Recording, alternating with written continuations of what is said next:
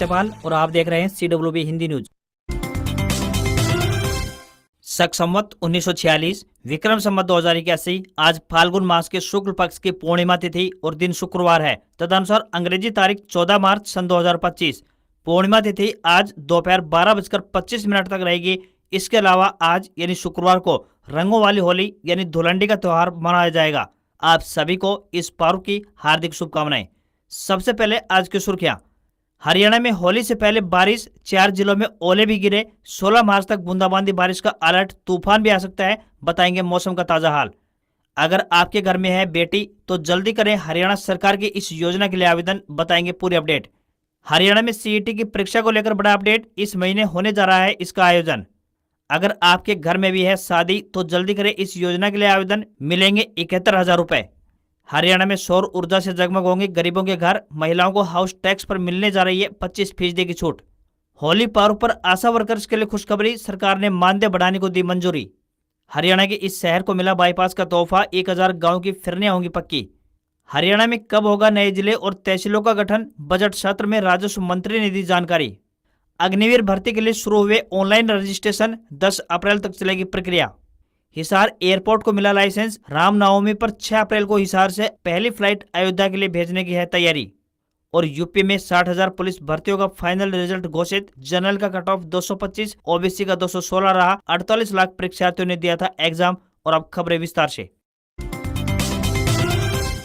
कई दिनों से चिलचिलाती धूप के कारण लोगों को गर्मी का सामना करना पड़ रहा था। हरियाणा में बढ़ती गर्मी के बीच होली से पहले मौसम ने सबको चौंका दिया है। गुरुवार दोपहर बाद 4 जिलों में बारिश के साथ जमकर ओले गिरे हैं। इन जिलों में फरीदाबाद, रेवाड़ी, चरखी दादरी और नूंह शामिल हैं। मौसम विभाग ने 14 मार्च से 16 मार्च तक प्रदेश के अधिकांश हिस्सों में बूंदाबांदी और हल्की बारिश की संभावना जताई है। इसके अलावा 16 मार्च के बाद राजस्थान की सीमा से लगते हरियाणा के जिलों में तेज हवाएं और तूफान का सामना करना पड़ सकता है। प्रदेश में पिछले कुछ दिन से हर रोज तापमान में 1 डिग्री सेल्सियस की बढ़ोतरी देखने को मिल रही थी, जिस वजह से गर्मी बढ़ रही थी। हरियाणा में तेज हवाएं चलने और बारिश होने के कारण किसानों की परेशानी बढ़ सकती है। तेज हवाओं और बारिश के कारण फसलों में फायदे से ज्यादा नुकसान होने की आशंका है। इसकी वजह यह है कि कई जगहों पर खेतों में सरसों की फसल पकी खड़ी है और उसकी कटाई प्रारंभ हो चुकी है। ऐसे में बारिश के कारण फसल भीगकर गीली हो सकती है, जिससे किसानों को आर्थिक रूप से नुकसान झेलना पड़ सकता है।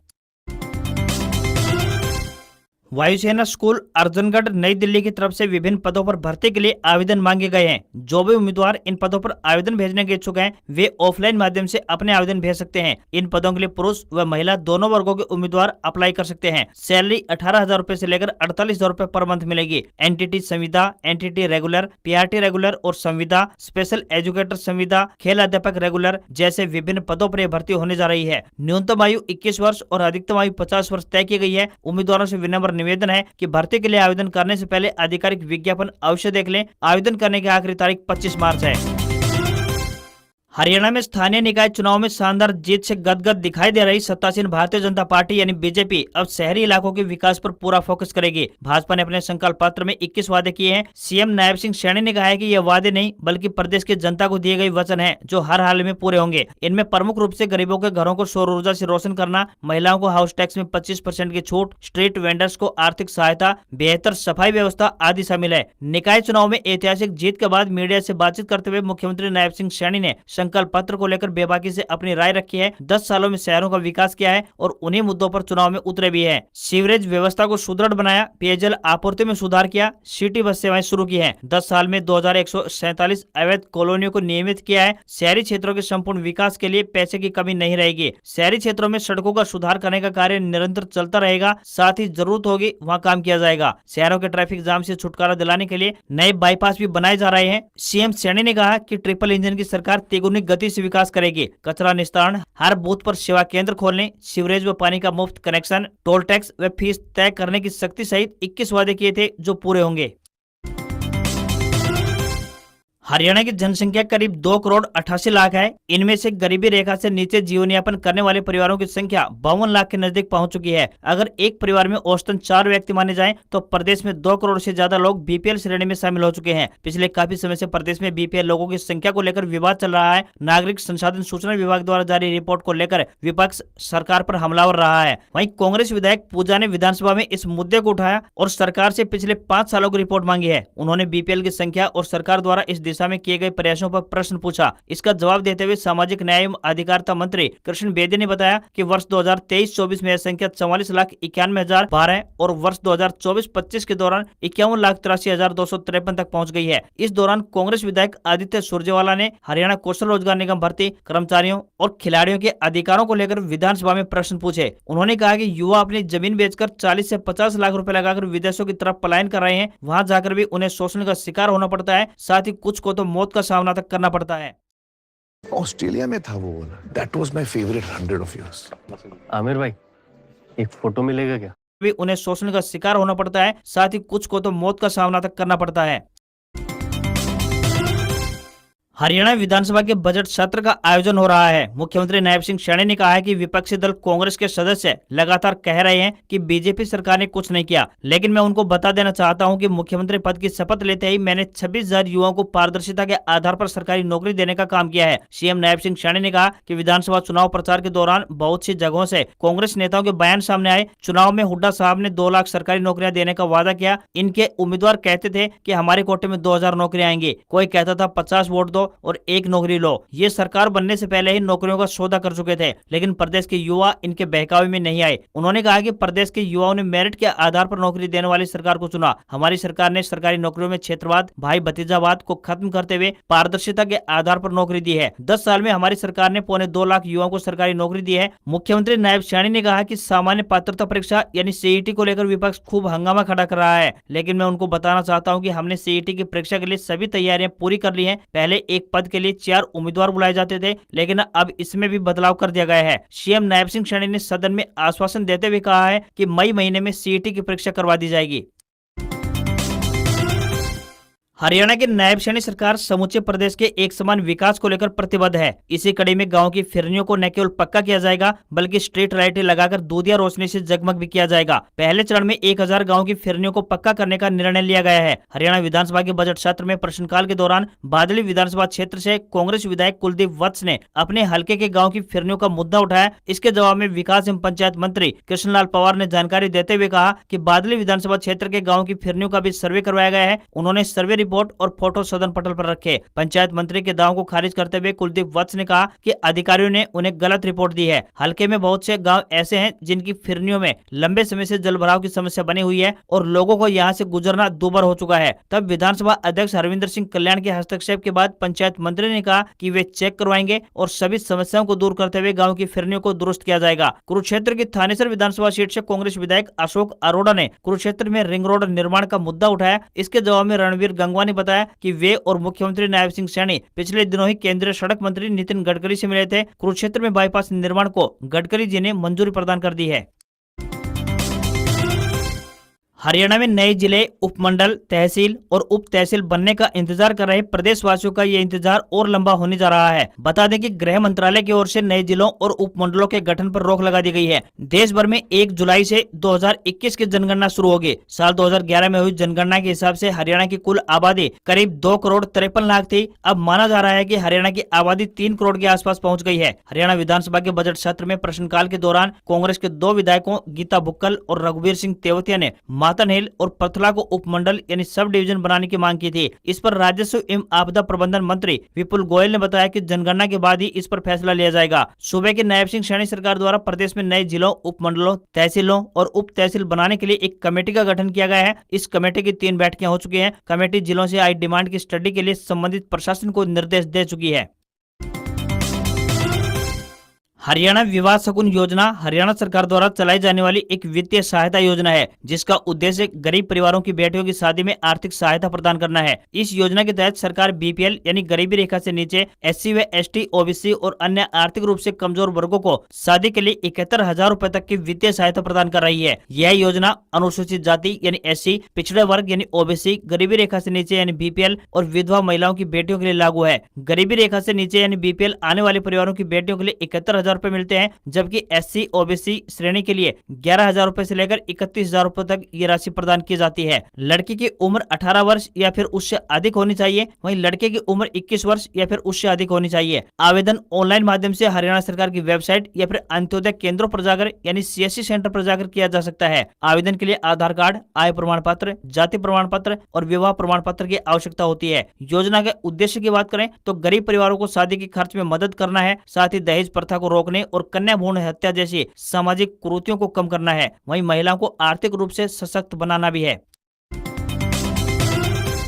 हरियाणा सुकन्या समृद्धि योजना केंद्र सरकार की सुकन्या समृद्धि योजना यानी SSY के अनुरूप राज्य सरकार द्वारा चलाई गई एक योजना है, जिसका उद्देश्य बेटियों की उच्च शिक्षा और विवाह के लिए आर्थिक सहायता प्रदान करना है। मुख्य विशेषताओं की बात करें तो यह खाता किसी भी पोस्ट ऑफिस या फिर अधिकृत बैंक में खोला जा सकता है। बेटी की उम्र 10 वर्ष से कम होनी चाहिए। एक परिवार 2 बेटियों के लिए ही खाता खोल सकता है। यदि पहली संतान जुड़वा बेटियां हैं तो तीसरी बेटी का भी खाता खुल सकता है। न्यूनतम 250 रुपए प्रतिवर्ष और अधिकतम 1.5 लाख रुपए प्रतिवर्ष जमा करवाए जा सकते हैं। खाता 15 वर्षों तक सक्रिय रहेगा और मैच्योरिटी अवधि 21 वर्ष होगी। सरकार इस योजना पर उच्च ब्याज दर यानी वर्तमान में लगभग 8% से अधिक दे रही है, जो कि तिमाही के अनुसार बदलती रहती है। ब्याज चक्रवृद्धि के आधार पर जोड़ा जाता है, जिससे बड़ी बचत बनती है। परिपक्वता पर पूरी राशि बेटी को मिलती है, जो कि कर मुक्त यानी टैक्स फ्री होती है। बेटी के 18 वर्ष के होने पर या फिर 10वीं कक्षा पास करने के बाद शिक्षा के लिए 50% राशि निकाली जा सकती है। विवाह के समय पूरी राशि निकाली जा सकती है, बशर्ते बेटी की उम्र 21 वर्ष हो। यह योजना धारा 80C के तहत पूरी तरह से कर मुक्त यानी टैक्स फ्री होती है, यानी निवेश, ब्याज और निकासी पर कोई टैक्स नहीं लगता। नजदीकी बैंक या फिर पोस्ट ऑफिस में जाकर सुकन्या समृद्धि खाता फॉर्म अप्लाई करवा सकते हैं। महत्वपूर्ण दस्तावेजों की बात करें तो जन्म प्रमाण पत्र, माता पिता या अभिभावक का आधार कार्ड, पते का प्रमाण पत्र और पासपोर्ट साइज फोटो की आवश्यकता पड़ती है। यह योजना कम इनकम वाले परिवारों के लिए एक फायदेमंद है, क्योंकि इसमें लंबे समय तक जमा पर अच्छा रिटर्न और टैक्स फ्री लाभ मिलता है।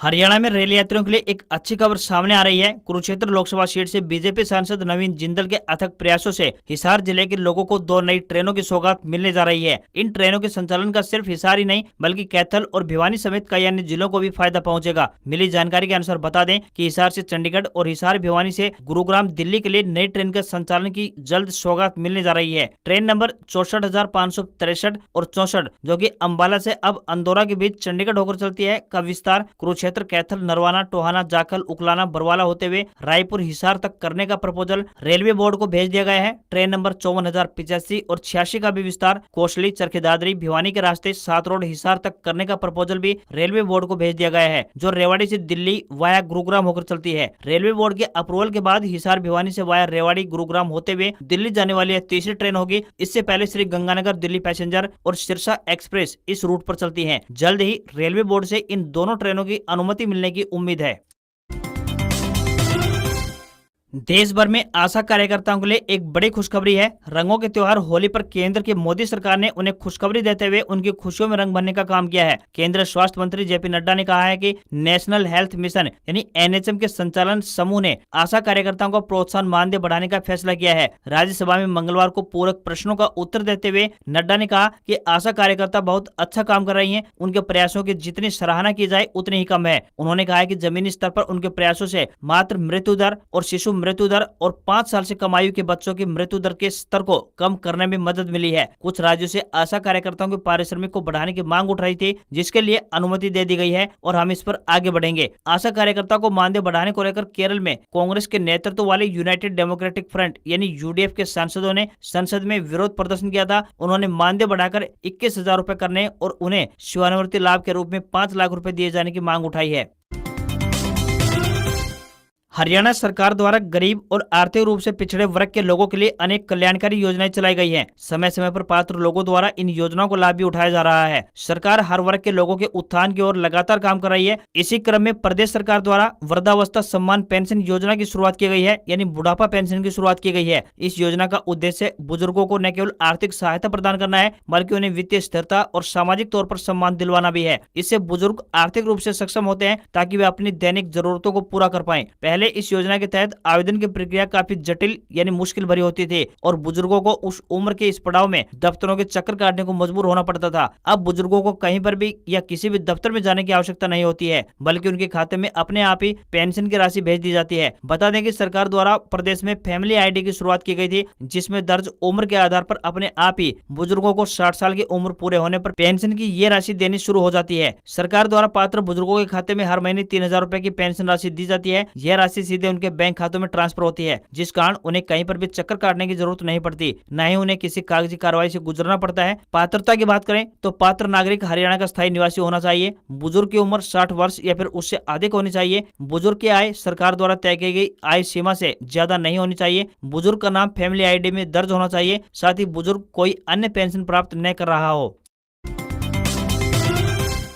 अगर आपका सपना भी भारतीय सेना यानी इंडियन आर्मी में शामिल होने का है और अग्निवीर बनने का है, तो बता दें कि अग्निवीर सेना में अग्निवीर भर्ती के लिए प्रक्रिया प्रारंभ हो चुकी है। सेना भर्ती कार्यालय के तहत साल 2025-26 में भर्ती के लिए 10 अप्रैल तक ऑनलाइन रजिस्ट्रेशन की प्रक्रिया चलेगी। भर्ती निदेशक ने बताया कि राज्य के 6 जिलों अम्बाला, कैथल, कुरुक्षेत्र, करनाल, यमुनानगर, पंचकुला सहित केंद्र शासित प्रदेश चंडीगढ़ के पुरुष उम्मीदवार और दिल्ली, हरियाणा, हिमाचल प्रदेश और चंडीगढ़ के महिला उम्मीदवार वेबसाइट www.joinindianarmy.nic.in पर ऑनलाइन माध्यम से अपने रजिस्ट्रेशन कर सकते हैं। यह भर्ती प्रक्रिया विभिन्न श्रेणियों के लिए आयोजित की जाएगी, जिसमें पुरुष उम्मीदवारों के लिए अग्निवीर सामान्य ड्यूटी, अग्निवीर तकनीकी, अग्निवीर क्लर्क व स्टोर कीपर तकनीकी और अग्निवीर ट्रेड्समैन शामिल हैं। वहीं महिला उम्मीदवार महिला मिलिट्री पुलिस श्रेणी के लिए अप्लाई कर सकती हैं। उम्मीदवारों को चयन करने के लिए ऑनलाइन प्रवेश परीक्षा ली जाएगी। इस परीक्षा के बाद चुने गए उम्मीदवारों के लिए मेरिट लिस्ट तैयार की जाएगी। इस मेरिट लिस्ट के आधार पर भर्ती रैली आयोजित की जाएगी। ऑनलाइन परीक्षा की तारीख बाद में आधिकारिक वेबसाइट के माध्यम से घोषित कर दी जाएगी। ऐसे में जो भी उम्मीदवार इस भर्ती में शामिल होना चाहते हैं, वह समय समय पर आधिकारिक वेबसाइट चेक करते रहें।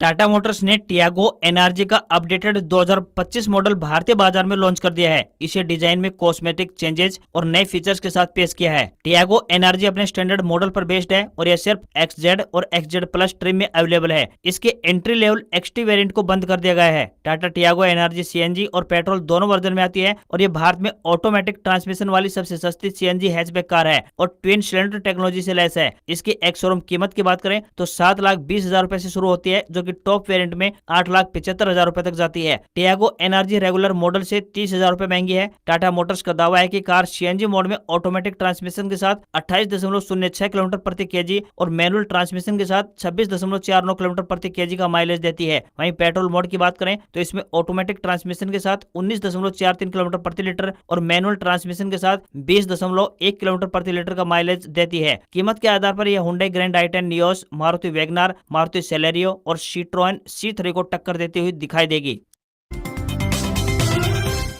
सेंसेक्स 200 अंक गिरकर 73,828 के स्तर पर बंद हुआ। निफ्टी में 73 अंक की गिरावट रही और ये 22,397 के स्तर पर बंद हुआ। सेंसेक्स के 30 शेयरों में से 8 में तेजी और 22 में गिरावट देखने को मिली। भारतीय स्टेट बैंक, ICICI बैंक और पावर ग्रिड के शेयर